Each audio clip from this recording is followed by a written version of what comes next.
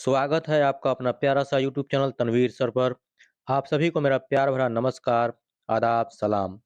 मेरे प्रिय साथियों, उम्मीद करता हूँ कि आप लोग बहुत अच्छा होंगे और आप लोगों का आंसर की जो आया है यानी सक्षमता परीक्षा वाला बहुत ही अच्छा आया होगा।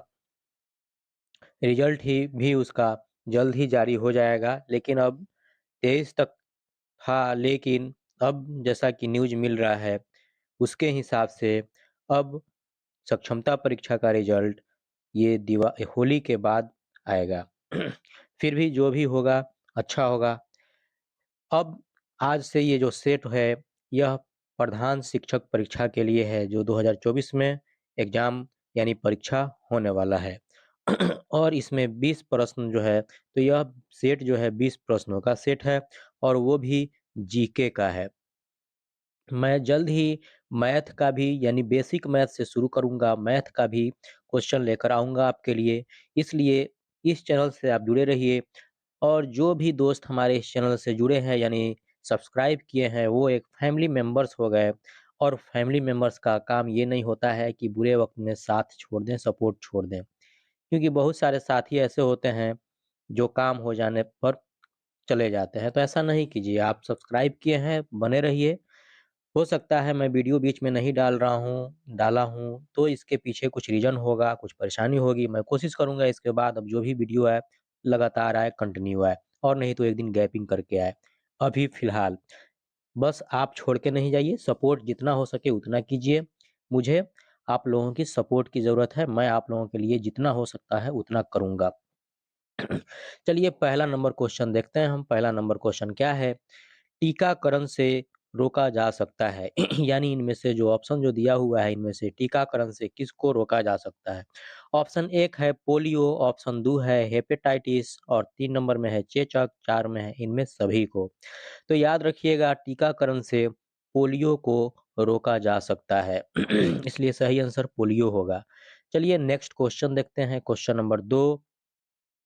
दूसरा नंबर क्वेश्चन है समुद्री जल से नमक प्राप्त करते हैं कैसे? चालन द्वारा, रवाकरण द्वारा, वाष्पन द्वारा, चुंबकीय पृथक्करण द्वारा। तो ध्यान दीजिए, वाष्पन द्वारा यानी कि वाष्पीकरण के द्वारा समुद्री जल से नमक को प्राप्त किया जाता है। जब समुद्री जल को आप सूखने के लिए छोड़ दीजिएगा, तो जब उसका वाष्पीकरण होगा, तो वह ठोस रूप में उसमें का जो है नमक जो है प्राप्त होता है। चलिए नेक्स्ट क्वेश्चन देखते हैं, क्वेश्चन नंबर 3 नंबर क्वेश्चन है, कैक्टस यानी नागफनी में तना किसमें रूपांतरित हो जाता है?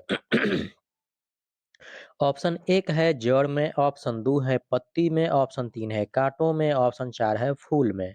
तो इसका सही आंसर होगा ऑप्शन नंबर 1, जड़ में। जड़ में।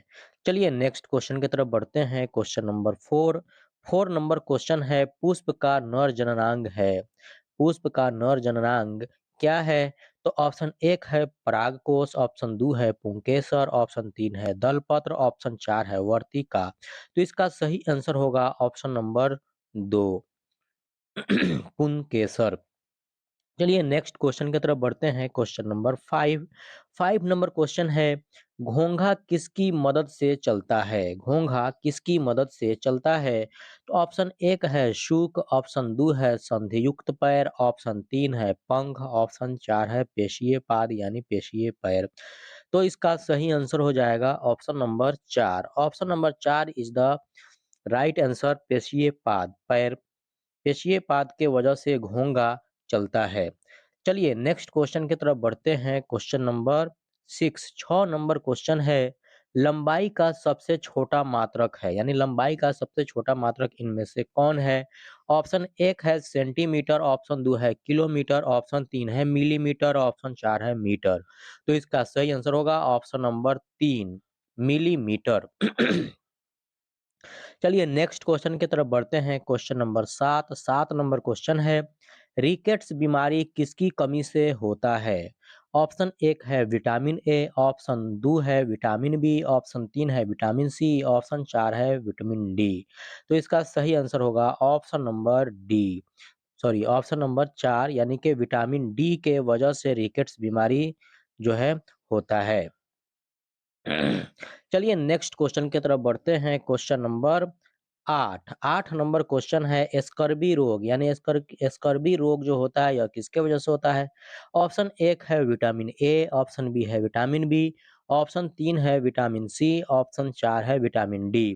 तो इसका सही आंसर होगा मेरे भाई विटामिन सी। विटामिन सी के वजह से स्कर्वी रोग होता है, यानी विटामिन सी के कमी के वजह से स्कर्वी रोग होता है। चलिए नेक्स्ट क्वेश्चन की तरफ बढ़ते हैं। क्वेश्चन नंबर 9 नंबर क्वेश्चन है खून लाल क्यों दिखता है? तो ये तो सबको पता है भाई, खून जो है हीमोग्लोबिन के कारण लाल दिखाई देता है, इसलिए ऑप्शन नंबर 2 इसका सही आंसर होगा हीमोग्लोबिन के कारण। चलिए अब नेक्स्ट क्वेश्चन देखते हैं। क्वेश्चन नंबर 10 नंबर क्वेश्चन है एनीमिया रोग किसकी कमी से होता है? एनीमिया रोग वो है वह किसके कमी से होता है? ऑप्शन एक है आयरन, ऑप्शन 2 है कैल्शियम, ऑप्शन 3 है सोडियम, ऑप्शन 4 है पोटेशियम।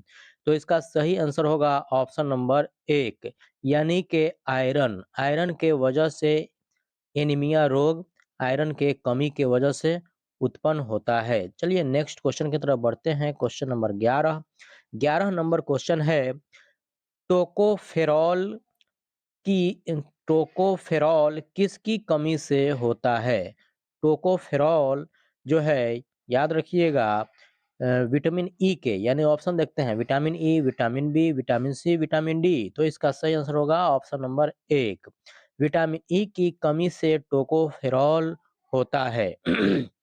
चलिए नेक्स्ट क्वेश्चन को देखते हैं। क्वेश्चन नंबर 12 नंबर क्वेश्चन है बांझपन किसकी कमी से होता है? तो बांझपन जो है देखते हैं ऑप्शन क्या है। वैसे तो बांझपन जो है विटामिन के कमी से होता है। इसमें क्या-क्या दिया है? Vitamin K, vitamin B, vitamin C, vitamin D. तो ध्यान देंगे ऑप्शन नंबर ए इसका सही आंसर हो जाएगा। विटामिन के कमी से बांझपन होती है। चलिए नेक्स्ट क्वेश्चन को देखते हैं। क्वेश्चन नंबर 13 नंबर क्वेश्चन है सुबह बिहार में चावल का कटोरा किसे कहा जाता है? यानी बिहार में चावल का कटोरा किसे कहा जाता है? तो याद रखिएगा इसमें ऑप्शन दिया है बांका, किशनगंज, पूर्वी चंपारण, पश्चिमी चंपारण। तो बांका जो है ऑप्शन नंबर एक इसका सही आंसर होगा।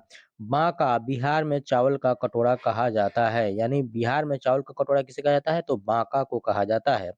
चलिए नेक्स्ट क्वेश्चन की तरफ बढ़ते हैं। क्वेश्चन नंबर 14 नंबर क्वेश्चन है मुल्क हिंदुस्तान में चावल का कटोरा किसे कहा जाता है? यानी देश जो है हमारा देश हिंदुस्तान जो है इसमें चावल का कटोरा किसे कहा जाता है?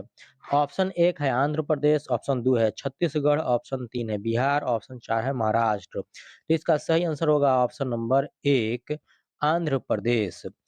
हिंदुस्तान में चावल का कटोरा किसे कहा जाता है? तो आंध्र प्रदेश को कहा जाता है।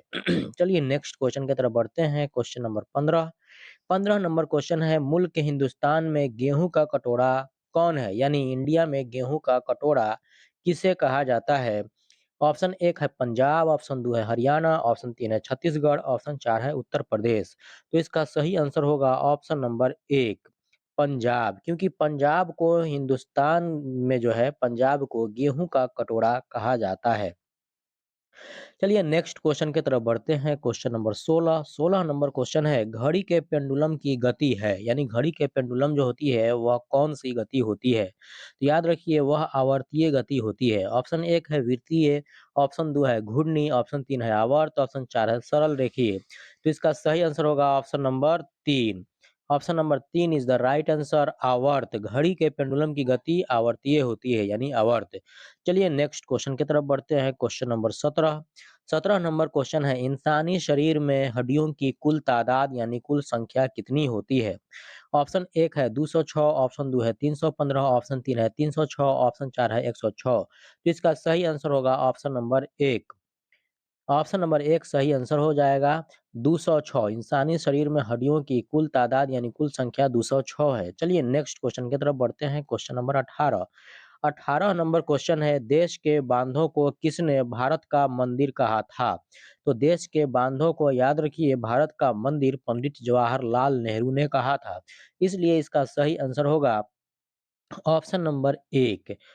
ऑप्शन नंबर एक इसका सही आंसर हो जाएगा पंडित जवाहरलाल नेहरू।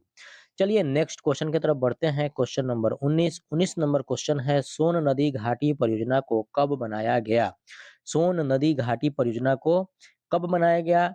ऑप्शन 1 है 1941, ऑप्शन 2 है 1874, ऑप्शन 3 है 1974, ऑप्शन 4 है 1847। तो इसका सही आंसर होगा ऑप्शन नंबर 2। ऑप्शन नंबर 2 इसका सही आंसर होगा 1874। सोन नदी घाटी परियोजना 1874 में बनाया गया। चलिए नेक्स्ट क्वेश्चन की तरफ बढ़ते हैं। क्वेश्चन नंबर 20 नंबर क्वेश्चन पर चर्चा करने से पहले मैं आपसे एक बात कहना चाहूँगा कि यदि आप इस चैनल पर पहली बार आए हैं, आज नए हैं और इस चैनल को सब्सक्राइब नहीं किए हैं, तो आप सब्सक्राइब कर लीजिए, क्योंकि आपको ऐसे ही वीडियो इस पर मिलते रहेंगे और हमेशा ऐसे वीडियो वीडियो मिलते रहने वाला है। इसलिए भूलिए नहीं, सब्सक्राइब ज़रूर कीजिए और अपने जितने भी नए दोस्त हैं, आपके पुराने दोस्त हैं, सबको शेयर कर दीजिए। इसका जो है क्या होगा कि फ्री में सब्सक्राइब किए रहिएगा आपको, तो बाद में जब हम नोट्स देंगे तो आपको कोशिश करेंगे हम पूरा का पूरा नोट्स फ्री में प्रोवाइड कराएँ। इसलिए जुड़े रहिए अभी से ही, और वीडियो अच्छा लगे तो प्यारा-सा लाइक करिएगा, प्यारा-सा कमेंट कीजिएगा। और कितने हमारे दोस्त हैं जो ये प्रधान शिक्षक की तैयारी के लिए, यानी प्रधान शिक्षक का फॉर्म भरे हैं या प्रधान शिक्षक की तैयारी कर रहे हैं, कमेंट बॉक्स में ज़रूर बताइएगा। सब्सक्राइब ज़रूर कर लीजिए। चल और सब्सक्राइब करने के लिए कोई पैसा नहीं लगता है, 1 पैसा भी नहीं लगता है, बस 1 सेकंड का काम है। चलिए क्वेश्चन है 20 नंबर, आज़ाद हिंदुस्तान की पहली बहुउद्देशीय परियोजना क्या था? तो आज़ाद हिंदुस्तान की पहली बहुउद्देशीय परियोजना दामोदर घाटी परियोजना, भाखड़ा नांगल परियोजना, नदी घाटी परियोजना, कोसी परियोजना। तो इसका सही आंसर होगा ऑप्शन नंबर 1, दामोदर घाटी परियोजना, क्योंकि आज़ाद हिंदुस्तान की पहली बहुउद्देशीय परियोजना वह दामोदर घाटी परियोजना थी। चलिए वीडियो को आखिरी तक देखने के लिए आप सभी का बहुत-बहुत धन्यवाद।